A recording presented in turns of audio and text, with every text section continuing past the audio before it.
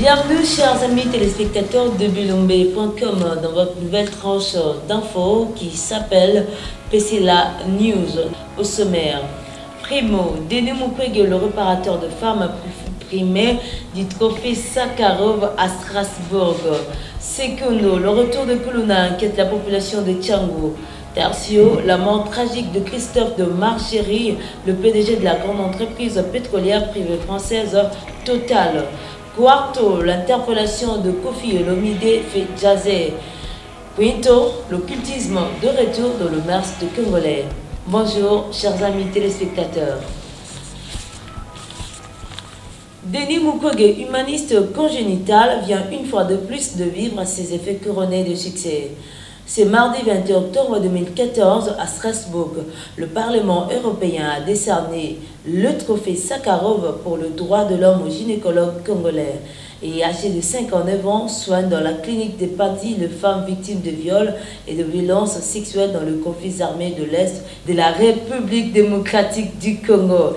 Raison pour laquelle il est surnommé réparateur de femmes.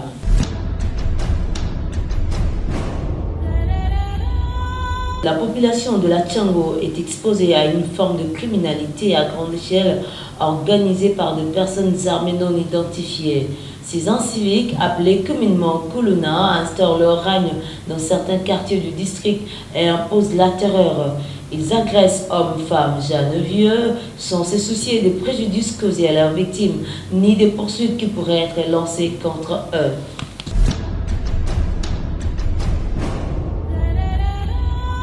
La mort tragique de Christophe de Margerie, PDG de Total.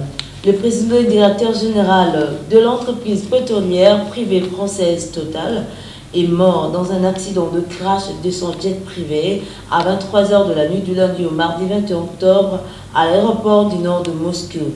L'avion a percuté une déneigeuse ou une chasse-neige à la piste avant le décollage.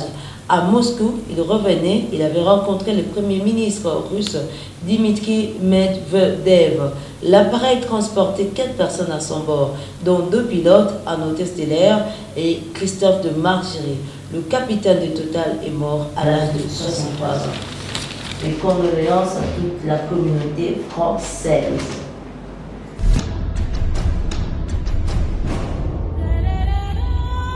L'interpellation de Kofi Olomide fait jaser. Le musicien Kofi Olomide a été interpellé puis entendu ce mardi 21 octobre pendant plusieurs heures au commissariat provincial de la police à Kinshasa.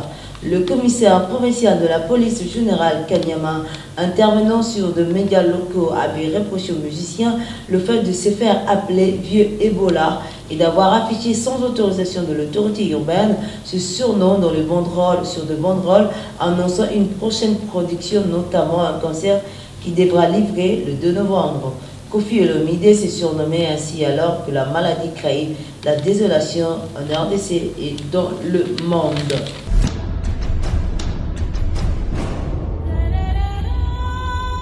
Procureur de la CPI, Cour pénale internationale, a fait appel ce mercredi de la décision de la chambre préliminaire 2 de cette cour ordonnant la mise en liberté de 4 proches de Jean-Pierre Bemba et demandé à la chambre d'appel que le suspect ne soit pas libéré jusqu'à ce que celle-ci rende son jugement sur cet appel. Ce Geneviève Delonoy, porte-parole de l'équipe pays des Nations Unies en République démocratique du Congo, qu'il a annoncé au cours d'une conférence de presse à Kinshasa. Et c'est News Eker, la femme ou Fatou Bensouda, procureur de la Cour pénale internationale. L'occultisme de retour dans le mars politique congolaise. De plus en plus de voix s'élèvent en République démocratique du Congo, en RDC, pour décrier les recours grandissants aux pratiques occultes dans l'exercice de la politique nationale à l'appui de ces allégations. L'insensibilité de la classe politique congolaise face à la souffrance de la population d'une part et d'autre part, la culture congolaise face à la souffrance de la population d'une part et d'autre part la culture envahissante de la violence et du non-respect de la vie humaine.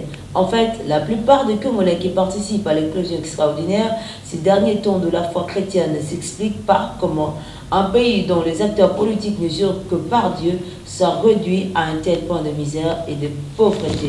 Enfin, pour terminer les news, l'ONU réclame le retour de Scott Campbell en RDC. Le secrétaire général de l'ONU, Ban Ki-moon, a demandé mardi 20 octobre à la République démocratique du Congo de revenir sur sa décision d'expulser le chef du Bureau des droits de l'homme des Nations Unies en RDC qui avait dénoncé de bavures policières. À la suite de cette décision, le Conseil de sécurité de l'ONU étudie d'éventuelles mesures à ajouter à M. Ban Ki-moon sans toutefois les détailler. Merci à vous qui étiez branchés sur cette tranche d'information PCLA News. Au revoir et nous nous retrouvons pour la prochaine fois. Portez-vous bien.